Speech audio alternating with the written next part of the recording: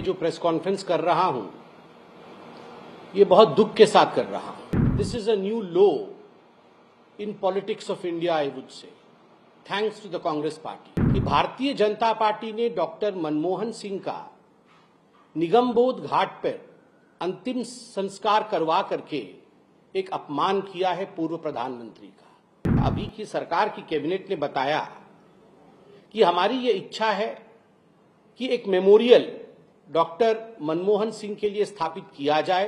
जब वो प्रधानमंत्री थे, यदि सर्वाधिक उनका किसी ने महिमा में खंडन किया है, उनकी इज्जत के साथ किसी ने खिलवाड़ की है, तो कांग्रेस पार्टी ने की है। कई बार तो मीडिया में ये चर्चा भी रहा कि इस प्रकार के व्यवहारों के कारण डॉक्टर मनमोहन सिंह ने इस्तीफा देने की बात भी सोची थी अपने मन में। मैं ये जो प्रेस कॉन्फ्रेंस कर रहा हूं, ये बहुत दुख के साथ कर रहा हूं।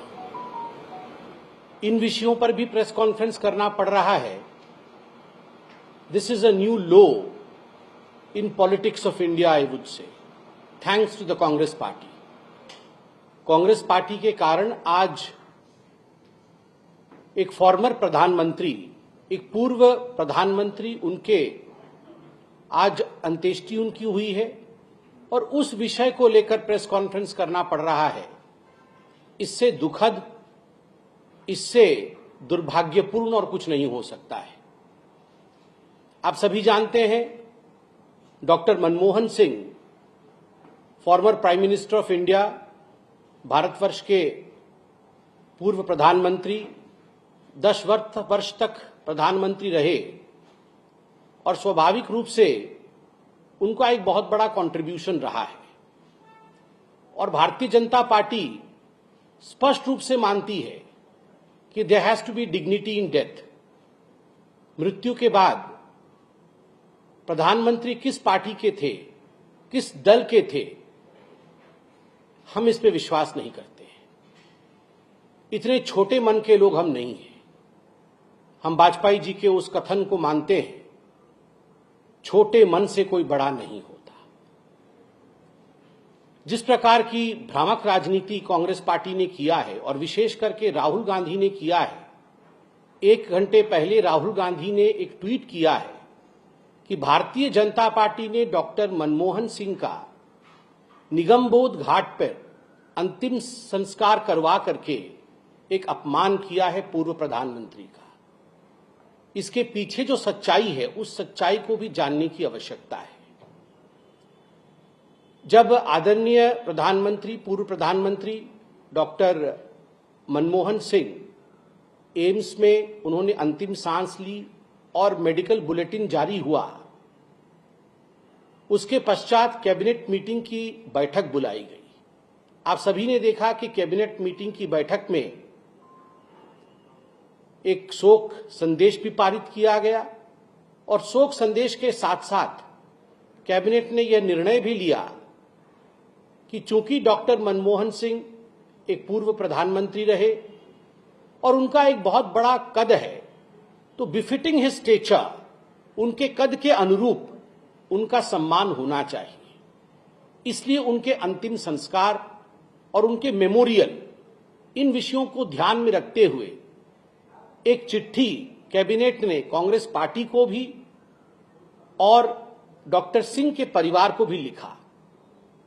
बड़े स्पष्ट रूप में इस चिट्ठी में भारत के कैबिनेट ने बताया, अभी की सरकार की कैबिनेट ने बताया कि हमारी ये इच्छा है कि एक मेमोरियल डॉक्टर मनमोहन सिंह के लिए स्थापित किया जाए और देश, दुनिया, हम सब उनको याद रखें उनके पॉजिटिव कंट्रीब्यूशन के लिए।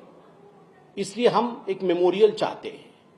स्वाभाविक है, एक मेमोरियल बनाने का एक प्रोसीजर भी होता है, एक तरीका भी होता है।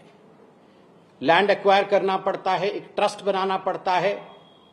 जब तक कि हम ये प्रोसीजर कर रहे हैं, तब तक संस्कार का काम, क्रीमेशन इत्यादि, क्योंकि यह इंतजार नहीं कर सकती है। You proceed with the same, आप वो आगे लेकर चलिए और हम मेमोरियल बनाने का काम आगे बढ़ाते हैं। और ये सीधा संवाद था जो हमारी सरकार ने कांग्रेस पार्टी को भी लिखित में दिया और हमारी पार्टी ने आदरणीय डॉक्टर सिंह के परिवार को भी यह जताया, मगर उसके बाद कांग्रेस पार्टी ने जिस प्रकार की राजनीति की है, मुझे लगता है आज के दिन शोक के समय इस प्रकार की राजनीति नहीं करनी चाहिए। आज ये बताते हुए भी तकलीफ हो रही है, ये जो तू मैं सोशल मीडिया से लेकर हर जगह चल रहा है कांग्रेस पार्टी के समर्थकों द्वारा, उन्हें ये याद दिलाना पड़ेगा कि डॉक्टर मनमोहन सिंह जब हमारे बीच में थे और जब वो प्रधानमंत्री थे, यदि सर्वाधिक उनका किसी ने महिमा में खंडन किया है, उनकी इज्जत के साथ किसी ने खिलवाड़ की है, तो वो कांग्रेस पार्टी ने की है। और ये हकीकत है, हम सब जानते हैं, राहुल गांधी जी ने मनमोहन सिंह के अगुवाई में जो कैबिनेट थी, उस कैबिनेट की बैठक के कागज को जिस आक्रोश के साथ, जिस अहंकार के साथ, जिस ईगो के साथ बीच में दरबार में, जनता की दरबार में लाके फाड़ा था कि देखो मैं तो नहीं मानता डॉक्टर मनमोहन सिंह को, हम तो नहीं मानते, गांधी परिवार नहीं मानता डॉक्टर मनमोहन सिंह को, मैं ही हूं, आई एम द बॉस, यह पूरे हिंदुस्तान ने देखा था। केवल इतना ही नहीं, सोनिया गांधी जी एक पैरेलल सरकार चलाती थी, कई किताबें भी लिखी गई और उन किताबों में याद कीजिए, उसमें जिक्र किया गया कि जो सेक्रेटरी थे वो शाम 6 बजे मनमोहन सिंह जी के नाक के नीचे से फाइलें छीन लेते थे और जो सरकारी फाइलें होती थी वो सोनिया जी की एनएसी के पास जाती थी। उन्होंने जो एक बॉडी, अनकॉन्स्टिट्यूशनल बॉडी बनाई हुई थी जो कैबिनेट को सुपरसीड करता था, उस बॉडी के पास जाती थी और वो एनएसी निर्णय लेता था कि आखिर देश कैसे चलेगा। और इसको लेकर डॉक्टर मनमोहन सिंह भी काफी आघात में थे। कई बार तो मीडिया में ये चर्चा भी रहा कि इस प्रकार के व्यवहारों के कारण डॉक्टर मनमोहन सिंह ने इस्तीफा देने की बात भी सोची थी अपने मन में।